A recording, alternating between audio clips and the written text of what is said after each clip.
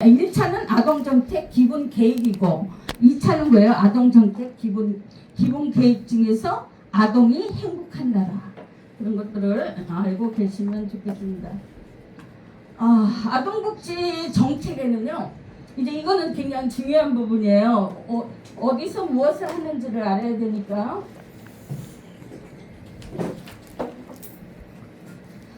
가정 입양 지원이 있어요. 가정 입원. 근데 입양하는 거 굉장히 어렵죠. 저도 아들 하나가 있어서 제가 딸을 굉장히 좋아해요. 그래서 딸을 입양을 하나 하려니까 하나도 안 맞는 거예요. 직장 생활하면 안 되죠. 예, 첫째가 그거에 딱 걸려버린 거예요. 예. 그러니까 어린이를 정말 행복하게 할 수 있는 가정에만 주는 거야, 입양도요. 그냥은 안 되는 거죠. 네, 직장도 다니지. 응?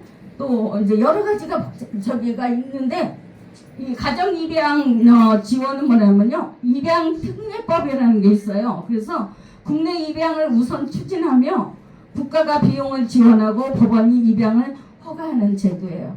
입양도 이게 법원에서 허가가 돼야 돼요.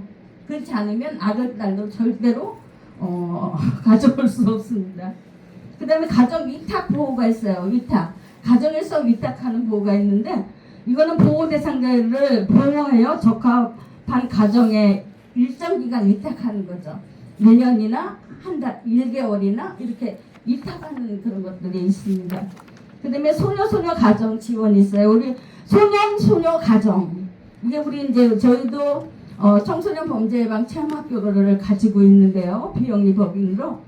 거기서 제가 이제 실적으로 소녀 가장 그 아이들에게 지원할 수 있는 것이 2개 있었어요. 뭐냐면 고구마 보내기, 고구마 천편에다 고구마 심어서 고구마 소녀 가정에 먼저, 한부모 가정에다 먼저 한 박스씩 그렇게 보내고, 그 다음에 겨울에 김장 담아서 김장 보내기, 김장 보내기 소녀 가정에게, 그 다음에 한부모 가정 아이들에게, 아동한테는 그렇게 하고요. 그 다음에 이제 우리 종교는, 우리 교회는 좀 어려운 교회들, 그런데 한 박스씩 보내기도 하고 그렇습니다. 가정 위탁 보호보다도 소녀 가정 지원이 18세 미만, 우리 그 보육원 그런 데서 또 18세 이상이면 거기 못 있잖아요. 그죠? 고등학교 졸업하면 나가야 되는데 그 아이들의 문제가 굉장히 심각해서 우리나라에서 어느 가정으로 가정 위탁도 있지만 어디로 보낼 것인가, 그죠? 그게 굉장히 아이들에게는 소중한 그런 기간이죠. 그래서 18세 이상 되면 보육원에 있는 애들은 나가요. 근데 저희가 이제 노숙자 복지를 하다 보니까 주민등록증이 없는 아이가 있어요. 그런 사람들은 나라에서 정보미도 안 줘요. 우리나라 사람이 아니니까. 근데 그 사람들은 언제 나왔냐? 어렸을 때 나온 거예요. 뭐 초등학교라든지, 그런데 중학교라든지 이런 데 나와서 그냥 자기가 주민등록을 만드는 거야. 그러니까 우리 대한민국 사람이 아니야. 입력해보면 다 알거든요. 그래서 자기는 주민등록을 가지고 있다고 하지만 그건 가짜로 만든 거예요. 그래서 이런 우리 정부 지원이 시작됐지만 1985년에 소녀 가정 지원이 1980, 이거 시험에 많이 나오거든요. 연도를 잘 기억하셔야 돼요. 1985년도에 정부 지원 사업으로 소녀 가정이 지원이 시작됐어요. 근데 많이 안 나와요. 그래서 그 아이들이 소년이나 소녀들은 다 가서 직장 생활하고 학교 다니면서 야간 고등학교 다니면서 그 하는 거 보면 참 불쌍하더라고요. 제가 이제 학교에서 그거를 받기도 하고 또 동사무소에서 소녀 가장들의 명단을 받기도 해요. 그리고 이렇게 좀 한번 확인을 좀 해보면, 진짜 상담을 해보면 정말 취약의 계층이에요. 완전히 그래요. 너무 불쌍해요. 그러면 한 40명 다 주고 싶은데 저희는 또 한도가 있으니까 저희가 1000평에다가 고구마 심으면 250박스 나와요. 250박스. 그래서 소녀소녀 가정아이들 한 50명, 그 다음에 한부모 가정아이들 50명, 그리고 100박스잖아요. 100박스 보내고 나머지 것들은 좀 뭐 이런 어려운 교회 목사님들 또 그 주위에 좀 취약한 그런 사람들 그런 데다 한 300박스 아니 한 200박스 보내고 50박스는 우리가 먹는데 그렇게 뭐 많이 먹지는 못해요. 250박스 뜨면 500평 돼 있는데요. 아니 우리가 농사를 잘 못 지니까 250박스 나오는 거지. 1000평이야 1000평. 1000평에? 응. 1000평에 250박스 뜨면 좀 적게 나와요. 작게 나온 거죠. 제가 농사를 잘 지을 줄 몰라가지고. 제가 500평에 예. 500평 되면 250박스 나오실 때 계산이 되는데 1000평을 했으니까. 근데 이제 이게 점점점 늘더라고요. 이제 경험이 좀 쌓이니까. 예. 그래서 나중에는 우리가 한 350박스까지도 한번 아마 캤을 거예요. 여주 삼북이라고 거기는 정말 잘 돼요. 고구마가 그렇게 맛있어요. 저는 다른 고구마 안 심고 이제 고구마 얘기가 나왔네. 꿀고구마라고 있어요. 제일 싼 고구마가 무슨 고구마냐면 밤고구마예요. 예. 꿀고구마에서 예, 밤고구마. 그다음에 두 번째가 비싼 게 호박고구마. 예, 그다음에 세 번째가 자색 고구마라고 있어요. 이거는 암센터만 나가는 거야. 예, 근데 그거는 한 나무에 하나밖에 안 열려. 수확이 없어요. 수확이 없어요. 저희가 반은 꿀고구마 심고 반은 500평은 자색고구마 심었거든요. 근데 우리 실패했어. 실패. 저는 몰랐기 때문에. 예. 그래서 실패해가지고 다음에는 그냥 다 꿀고구마 심었어요. 왜냐면 이게 경험이 없으니까 다 그런 실패작이 되는 거죠. 그래서 고구마는 수확이 어려워요. 어려워요. 예, 금 생기고 하면은 상품 가치가 떨어지니까. 저희는 파는 건 아니었지만 그래도 맛있었어요. 고구마 맛있고 지금도 이제 우리 그 노화복지원에서 우리 원장님 땅이 한 400평 있었어요. 그래서 그거를 그냥 매일 그냥 다른 사람 줘갖고 콩 심고 뭐 엉망진창이었는데 제가 이번에는 원장님 저 주세요. 제가 감자 심고 고구마 심고 꽃을 심을 테니까 저 주세요 그랬어요. 그동안 제가 한 7년 동안 경험이 있잖아요. 그래서 감자도 우리 지난번에 강만희 목사님 감자 저기 남으면 한 박스 좀 가지고 와 그러시는데 우리 어르신들이 하루에 100그릇의 밥을 해. 100그릇. 응? 아침 점심 저녁. 그러다 보면 감자가 언제 없어졌는지도 몰라. 그래서 제가 그러자면서 우리 저 원장님이 그 얘기해서 계단에 올라가 보니까 주방에 없어. 얼마 없어. 조그만 거밖에 안 남았는데고요. 내가 내년에는 내가 심어서 많이 드릴게요. 그랬거든요. 그래서 감자도 많이 캤어요 이번에. 많이 캐고 그다음에 지금 이제 고구마가 세 두둑인데 얼마나 나올지 모르겠어. 그리고 한 두둑은 전부 다 고추를 심었어.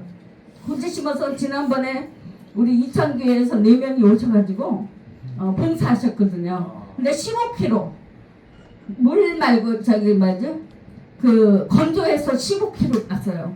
한 줄 심으면 많이 교수님 많이 땄죠. 그래갖고 그것도 농약 하나도 안 주고 그냥 우리가 한 건데 우리 최 목사님 봤어. 우리 엄청 많이 땄어요. 그래서 서로들 달래 그걸 가지고 15kg 놔주세요 그런데 우리 어르신들 농약 안 준 걸로 김치 담아 먹어야지 남 줄 게 없잖아요. 그래서 엉뚱한 소리를 하네. 소녀소녀 가장 그런 지원이 있고요. 그 다음에 결연 사업이 있어요.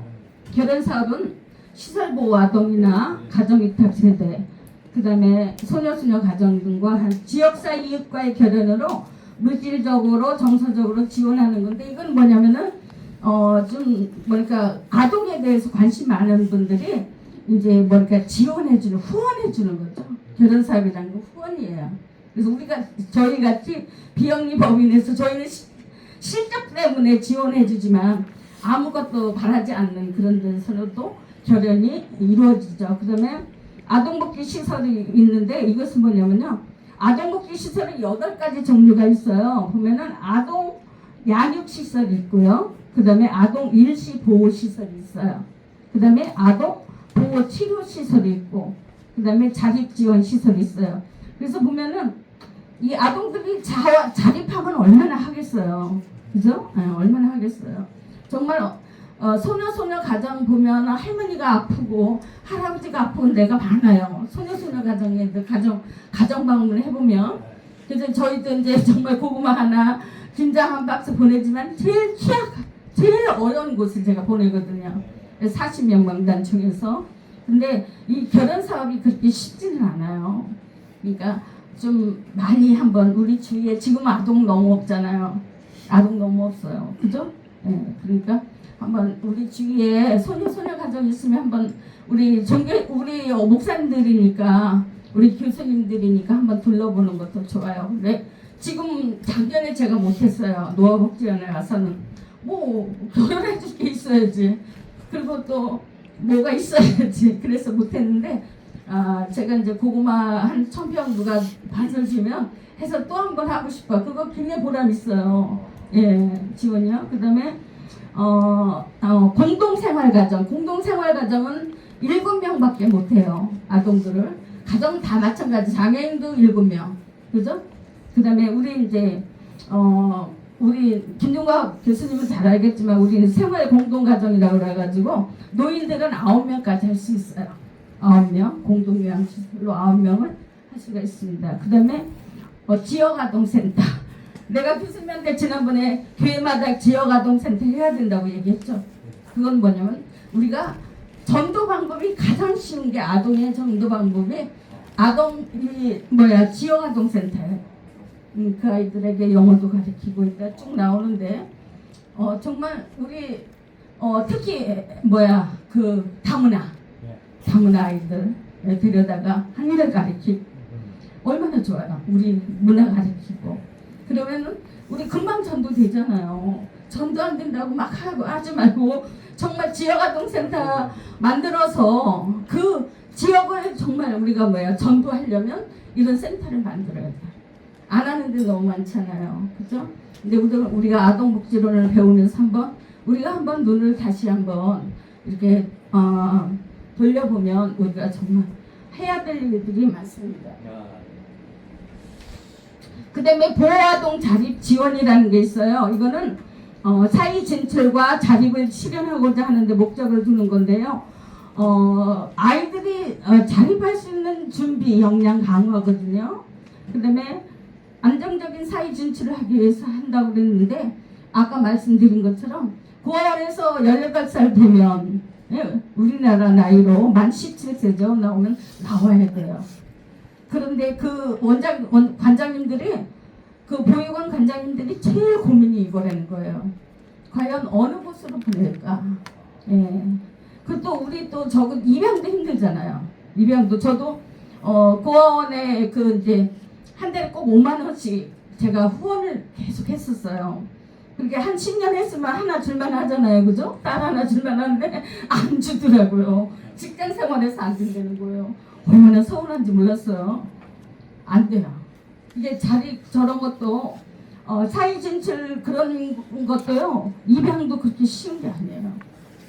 그 다음에 디딤 씨앗 통장이라는 게 있어요. 이건 이제 대출해주는 거거든요. 대출. 나라에서 장기적으로 지원해주는 건데요. 이것도 쉽지 않아요. 신청하면 거의 그냥 50%는 그냥 떨어지고 그러는 것 같아요. 그 능력을 보겠죠. 그죠? 예, 이런 씨앗 통장 같은 거 준다면 그렇게 쉽진 않아요. 그 대신 그 아이가 창업을 한다든지 이런 주거 마련한다든지 그런 건 가능하겠지만 다른 것들은 그렇게 쉽진 않습니다. 그 다음에 드림 스타트라고 있어요. 이게 이제 아까 말씀드린 아이들 맞춤형 통합 서비스. 그러니까 공평한 출발 기회를 보장하기 위해서 건강하게. 근데 고아원이나 이런 보육원에 있던 아이들은요 건강하지 못해요. 왜? 그쪽에서 얼마나 잘 먹었겠어요. 그죠? 예. 그래서 제가 보육원 지원할 때 가면 언제나 라면 이런 것들도 빵 이런 거 가져가지만 그건 일시에 그치잖아요. 예, 그치기 때문에 이것은 우리 이런 이제 민간 교회나 큰 대형 교회나 나라에서 많이 뭐예요? 좀 보장을 해줘야 되는 거죠. 그다음에 사업 대상은 0세부터 뭐예요? 12세 초등학생 이하로 드림 스타트는 아동과 가족을 도와주는 곳입니다. 그래서 그다음에 아동복지 교사 지원이 있는데 이것은 아동의 생활과 학습, 그다음에 기초 영어, 독서, 예체능 활동들을 지원하는 건데요. 그렇게 많지 않아요. 그다음에 지역아동센터가 옛날에 굉장히 가난했어요. 왜냐면 그 관장님 그 원장님 봉급밖에 안 줬어. 지역아동센터. 그래서 안 한 거예요. 지원이 많지 않으니까. 근데 지금은 지원이 많아요. 현재는 지원이 많이 해줍니다. 교사 봉급도 나오고 간식도 나오고. 원장 되기 힘들겠네요. 원장 되기 뭐 힘들어요. 교육을 받으시면 돼요. 이건 지역아동센터는 민간 자격이에요. 네, 한국능력개발원에 저희 있어요. 저희가 지역아동센터 상담사 자격이 있어요. 네, 거기서 그것을 이수하면 지역아동센터 원장님을 할 수가 있어요. 그 다음에 사회복지사도 해야 되고, 사회복지사 적어도 2급은 있어야 지역아동센터 원장님을 할 수가 있어요. 네. 그 다음에 경계선 지능아동 맞춤형 사례 관리 서비스인데 이거는 1916년 얼마 안 됐죠. 시범 사업을 시작해서요. 맞춤형 자립 지원, 그다음에 사례 관리 비용, 전문 인력 교육, 컨설팅, 심리검사들을 지원하는 사업이다. 이런 것은 하나하나 지원이 가능하더라고요. 제가 보니까요. 그래서 아이들의 자기가 어떤 것을 원하느냐에 따라서 나라에서 정책적으로 접근을 해줍니다. 그 다음에 아동학대 예방 및 피해 아동 보호는 아동학대 그래가지고 막 그냥 자기 아들 딸 죽여가지고 막 교도소 가고 막 그런 거 보셨잖아요. 미국은 개를 학대해도 잡아가요. 개를 멍멍이를 학대해도 잡아갑니다. 근데 우리나라는 뭐예요? 자기 자녀를 학대하는 걸 있을 수가 없잖아요. 우리 지금 노아복지원에 윤재용 어르신하고 있어요. 그분이 홍대 미대 다니다가 2학년 때 군대를 갔는데 그때 맞았대요. 맞아가지고 지금은 완전히 그냥 뭐라 그래야 될까요? 아무것도 몰라요. 거기에 치매까지 왔어.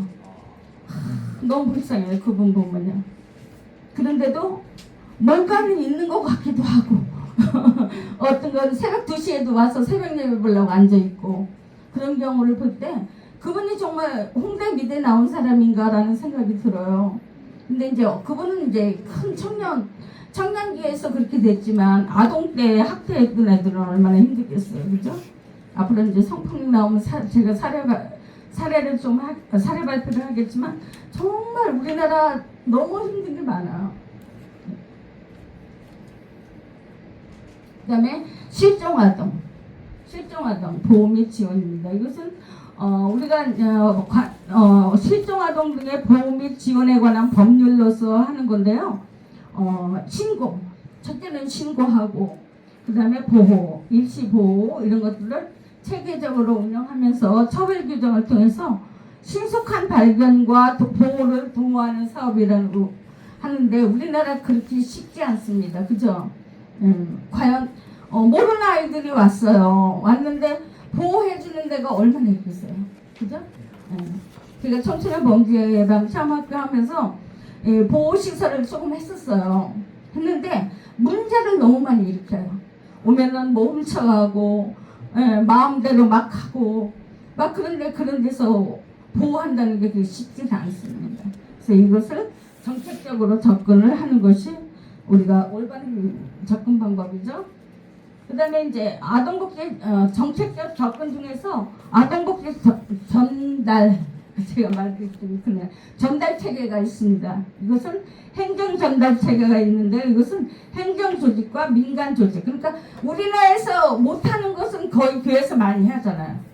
예, 교회에서 많이 해요. 근데 어디 뉴스에 보니까 교회에서 아동을 막 데리고 있는 아이를 막 학대를 해가지고 막 그 경찰이 잡아가는 그런 것들을 봤어요. 근데 민간이 할 때는 뭐예요? 좀 잘해야 되죠. 모범적이어야 되죠. 그죠? 아, 역시 교회가 뭔가 다르다 이런 걸 느껴야 되는데 그렇지 못할 때가 많잖아요. 그래서 우리는 민간 조직에 의해서 전달이 되는데 주로 뭐야 공공기관 나라에서 해야만 되는 행정조직이 훨씬 더 효과적이겠죠. 그죠? 네. 그 다음에 아동복지 기관 종사자들이 있어요. 아동복지 종사자는 보건복지부와 지방자치단체의 아동복지 관련 부서의 복지 담당 공무원이나 사회복지 담당자들. 이것은 뭐냐면 아동복지 서비스를 하기 위해서는요 전부 사회복지 공부를 해야 되는 거예요. 사회복지 공부 안 해갖고는 뭐예요? 근무를 할 수가 없는 거예요. 그래서 여기는 종사자로 있기 위해서는 뭐야 복지 담당 공무원이나 사회복지 담당자들이 전부 사회복지 자격이 있어야 된다는 거죠. 그 다음에 민간 부분은 뭐야 비영리법인에 의해서 저희같이 청소년 범죄 예방 참호학교 그런 민간 단체 그 다음에 사회복지 시설 기관 그 다음에 단체에 종사하는 인력들이 이것을 민간 부분에서는 허용을 하는 거죠. 그래서 우리 사회복지 여기는 이제 다 공부하러 오셨지만 우리 사회복지 자격 다 따야 돼요. 그죠? 뭐예요? 우리 아동을 뭐예요? 우리 안으로 또 청소년을 우리 안으로 오려면 뭐야 전부 우리가 공부를 해서 자격을 따야 된다는 얘기죠. 그 다음에 아동복지법은요 아동복지시설 이건 제가 전달 체계만 설명하고 넘어가겠습니다. 집에서 전부 읽어보셔야 돼요. 아동복지법에는 아동복지법은 전달 체계는 아동복지시설에서 전달을 합니다. 그 다음에 입양특례법은 입양기관 우리나라 한 군데 있잖아요. 마포에 그죠? 네, 거기서만 우리 입양을 전담을 합니다. 그 다음에 이제 실종아동 이거는 경찰청이나 실종아동 전문기관에서 보호를 합니다. 접근을 합니다. 그 다음에 아동학대 범죄 뭐 처벌 이런 것들은 아동보호 전문기관이나 경찰, 법원 저희가 청소년 범죄 예방 참호학교 하면서 제일 먼저 경찰서에 와서 이런 죄를 지으면 이런 벌을 받는 학교예요. 그래서 일단 들어오면 경찰서에서 이제 조사를 받아요. 조사관한테 조사받고 그 다음에 이제 어디로 가냐면은 거기 뭐야 구치소라고 그러죠. 구치소에 가서 기다렸다가 그 다음에 이제 검찰청에 가서 검사한테 다시 조사받은 것을 다시 검사를 받아요. 그죠? 검사한테 그러고 나서 법원으로 넘어가요. 법원으로 넘어가면 이제 법원 판사가 너는 이런 죄를 졌으니까 3시간 봉사활동을 해라. 또 너는 1박 2일이니까 너는 8시간 봉사를 하라. 너는 2박 3일 그거는 가족 체험이니까 너는 12시간을 봉사하라. 이렇게 해갖고 봉사 명령을 내리면 가요. 근데 가기 전에 뭐예요? 얘네들은 법원 구치소 감옥에 들어가요. 예, 저희 감옥도 다 있었어요. 유관순 누나가 볼 수 있는 하늘을 쳐다보는 감옥도 있었어요. 그래서 하나 딱 들어가. 이제 제가 이제 학교 폭력 나오면 저희 이제 PPT 보여드릴 거거든요. 감옥으로 들어가면 하나씩 다 보내요. 하나씩 들어가면 거기서 이제 수의복 입고 고무실 차고 고무실장 신고 그러고서 이제 거기서 반성문 써요. 그러면 학교폭력 담당 경찰관이 와서 싹 색소폰을 불어줘요. 당신은 사랑받기 위해 태어난 사람. 응? 유진아 맞지? 저 양반도 그때 조사관으로 있었어요. 조사관. 학생들 보면 조사관. 그 다음에 어머님은 해. 그래서 당신은 사랑받기 위해 태어난 사람 맞는 안 울어. 근데 어머니 눈에 딱 나실 때 괴로움 딱 불어주면 애들이 눈물을 쭉.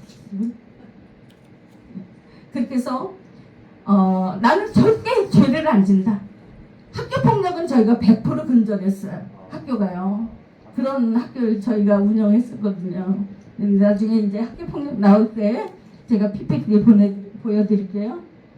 그 다음에 아동 빈곤이나 이런 것들은 빈곤 예방은요 행정기관 아동복지부서에서 하고 있어요. 아동복지부서에서. 그 다음에 보육법은 유치원 아이들이죠. 7세 이하의 취약전화소. 그다음에 장애아동 복지지원법은 장애아동 지원센터. 그래서 장애들에 대해서 얼마나 지원을 많은지 몰라요. 많이 하더라고요. 그래서 저도 장애인 쪽으로 요새 눈을 조금 돌려요. 예. 그다음에 보호관찰 이거 나와서 제가 하나 사례 발표할게요. 우리 청소년 범죄 예방 체험학교 남원에서 했는데 학교를요. 거기에 있는 그 소장님이 계셔요. 보호관찰소 소장님이 계시는데 이분이 얼마나 우리가 자기네들이 보호관찰소 아이들이 오면 저희한테 다 보내요. 왜냐면 다른데 어디 가서 뭐 이렇게 뭐라 해야 되나 그걸 이제 시간 이수를 해야 되는 거잖아요. 그럼 보내면 다 가서 엉망진창을 하고 오는데 우리 학교에 와서 과목에 한번 구치소에 딱 갔다 오면 100% 근접인 거야. 보호관찰 애들이. 그래서 이 소장님이요 전국에 있는 그 보호관찰소로 다 돌아다니면서 여기 있는 아이들은 전부 청소년 예방 체험학교로 보내라. 그러면 100% 근접이 된다. 그래가지고 보호관찰소 애들이 얼마나 많이 왔는지 몰라요. 하여간 전북은 다 왔다 간 것 같아. 그래서 이 보호관찰소가 보호관찰에 대해서 굉장히 효과를 받습니다. 근데 우리는 민간이잖아, 그죠? 나라에서 하는 게 아니고요. 그 다음에 성폭력 방지 및 피해자 보호는요, 성폭력 피해 상담소가 있어요.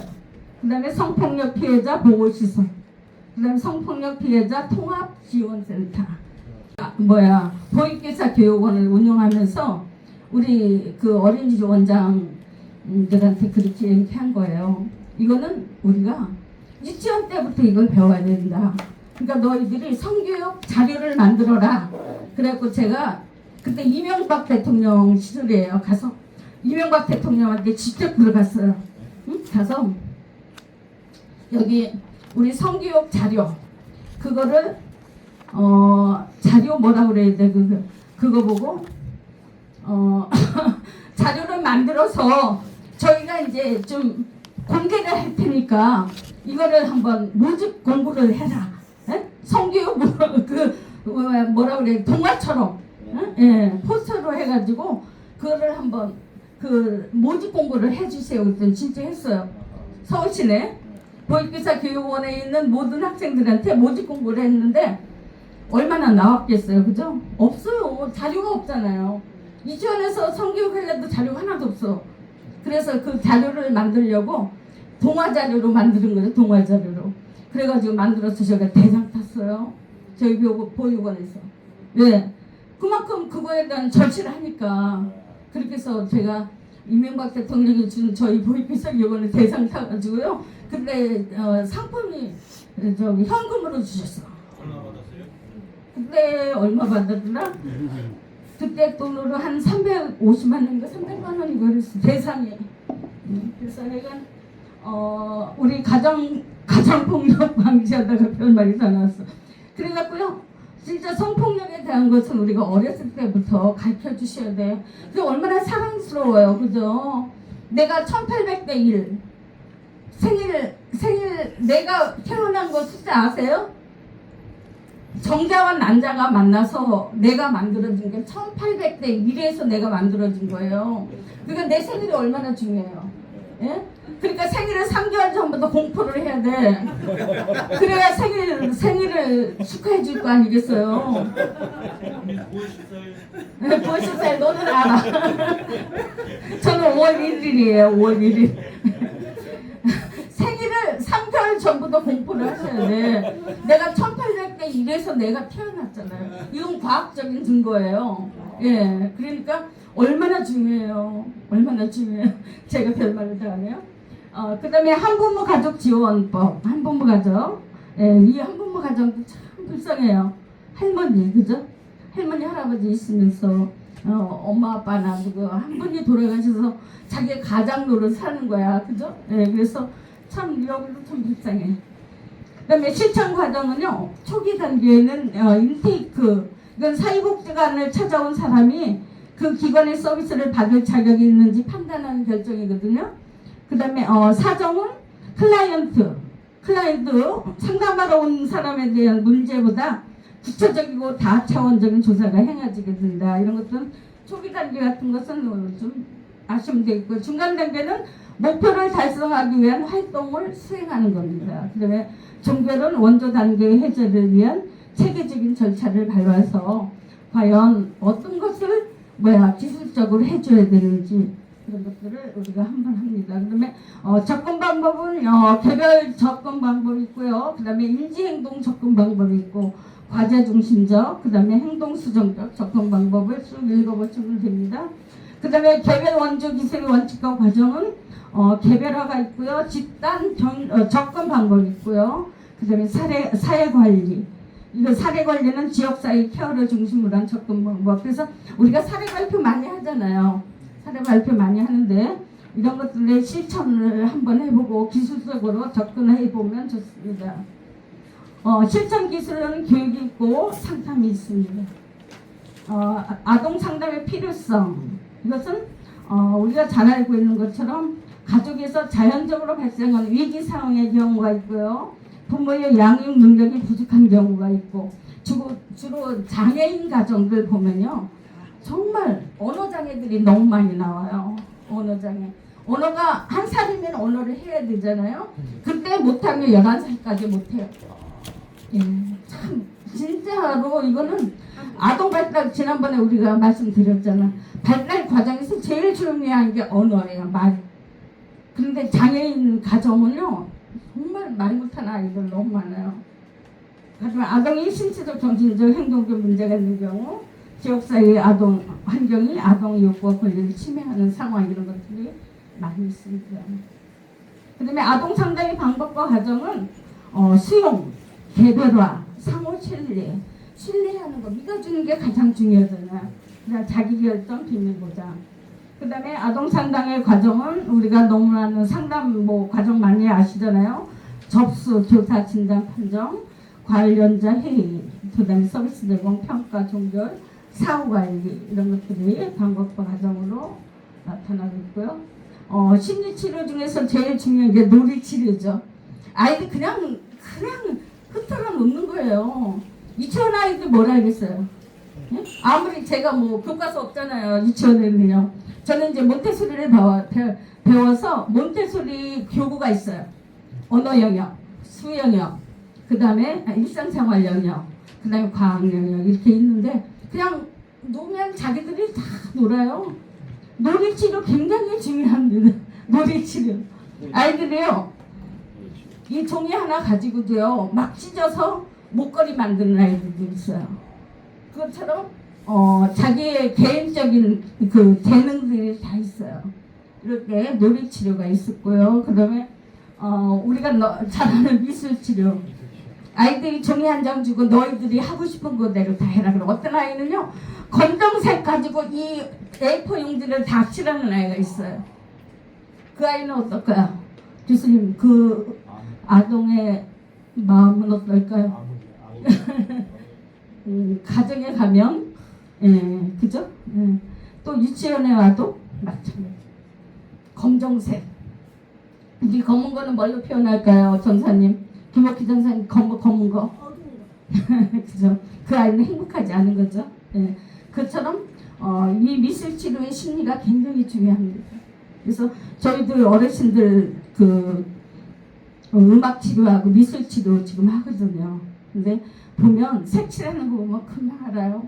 이분이 얼마나 행복한가, 이분이 얼마나 정말 걱정되고 불안한가라는 것을 볼 수가 있습니다. 그 다음에 음악 치료.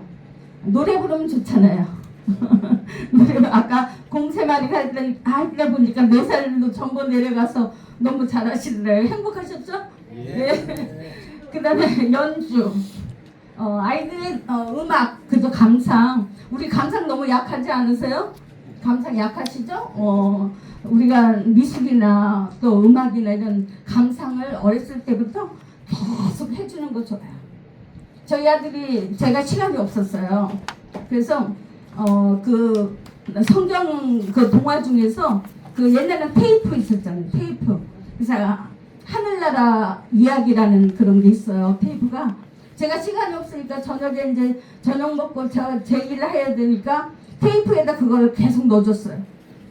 그랬더니 얘가 계속 반복으로 지가 리바이벌에서 또 듣고 막 이래가지고 얘가 성경의 인물 중에서 가장 많이 알아요. 가장 많이 알아서 상을 몇 번 타갖고 왔어요. 예, 인물 중에서 가장 많이. 그것처럼 계속 뭐예요? 듣는 음악을 계속 해주는 것도 좋아요. 저도 그 미술이나 미술 감상이나 음악 감상, 제가 유럽 쪽에 가면 거기는 박물관이 기가 막히게 멋있잖아요. 우리나라 뭐 반도 안, 우리나라 건 거기 반도 안 돼요. 그죠? 그래서 가서 미술 치료 그 모나리자 아시죠? 모나리자가 왜 유명한지 아세요? 그림이요. 저 가운데 모나리자가 있잖아요. 이쪽에서 보면 제가 나를 쳐다봐. 저쪽에서 보면 또 제가 모나리자 눈이 나를 쳐다보는 거예요. 가운데서 보면 모나리자가 나를 눈을 쳐다보는 거예요. 그게 돈으로 양무사 이사장님 돈으로 따질 수가 없는 거예요. 모나리자라는 것이. 그거 한번 도둑 맞았었잖아요. 그죠? 그 뭐 8두께가 되나? 식중 유리관을 깨갖고 한번 도둑 맞았었어요. 근데 그렇게 유명한 작품들이 유럽에는 그렇게 많잖아요. 근데 우리가 감상하면 멋있다 그러기만 알지. 그죠? 저게 뭐고 이런 거 잘 모르잖아요. 이제 어렸을 때부터 이런 미술치료, 음악치료에 접근해준다면 얼마나 많이 알겠나라는 그런 생각을 합니다. 근데 원예치료, 이 원예치료가 굉장히 아이들에게 과학 영역이 돼요. 과학 영역. 이게 뭐냐면 요새는 그 개를 많이 키우잖아요. 그죠? 개도 내 아들처럼 막 키우잖아요. 근데 이런 원예도 이것도 하나의 그런 거랑 똑같은 거야. 예. 이게 제가 이제 이거는 정말 하나의 사례인데요. 이태원에서 입학할 때 스킨 다비스라는 게 있어요. 실내에서 잘 큰 거죠. 그거를 저기 엄마들한테 하나씩 보내라고 그래요. 화분을 하나씩 보내가지고 이게 그냥 키우면 재미없어. 거기다가 아침에 오면 여기 리본을 이렇게 매줘요. 그 다음날 와서 또 리본을 매줘. 이래가지고 제일 많이 리본을 맨 아이를 나중에 이제 포상을 하는 거예요. 12월 말일날. 그렇게 하면 아이들이 굉장히 많이 과학 영역이 돼요. 그렇게 해놓으면 재미없어. 그래프를 그리는 거야. 그죠? 오늘은 여기에서 여기까지. 오늘은 여기에서 여기 두 칸까지 해서 나중에 이제 끝까지 나온 아이가 정말 그 효과가 있어요. 근데 그것도 이제 아이들 조예가 있는 아이가 있죠. 아무나 그렇게 하는 건 아니고요. 근데 독서. 요새 독서 하세요? 하세요? 독서를 하시는 분도 많이 있죠? 우리 성경을 많이 보지만 진짜 독서 많이 해야 돼요.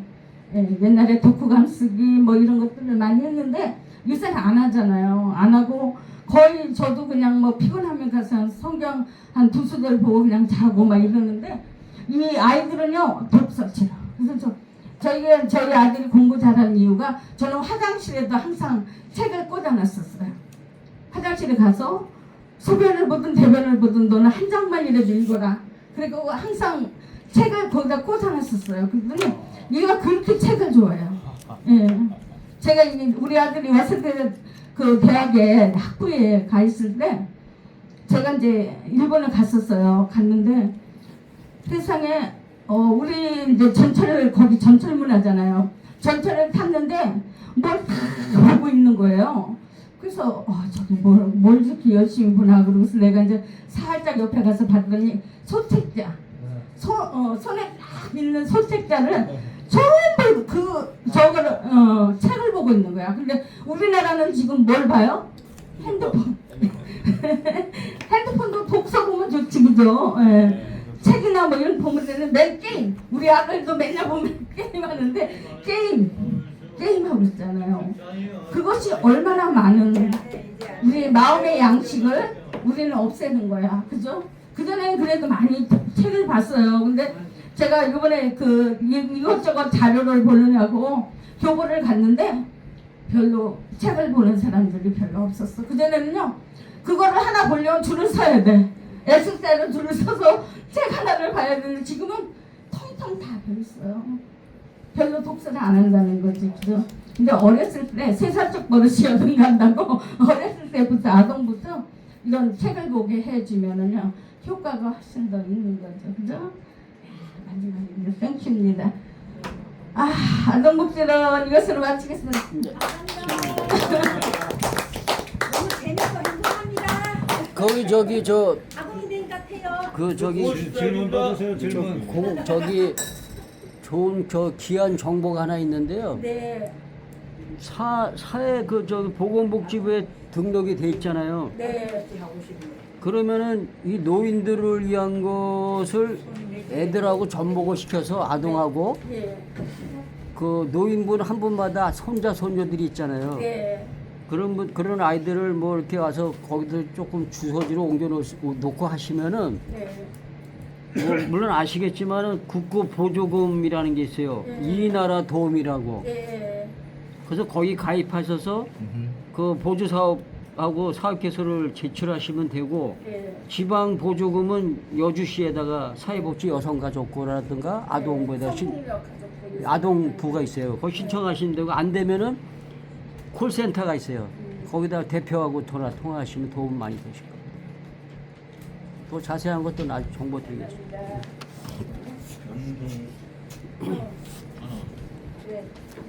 맨날 전화. 혹시 2층? 전화.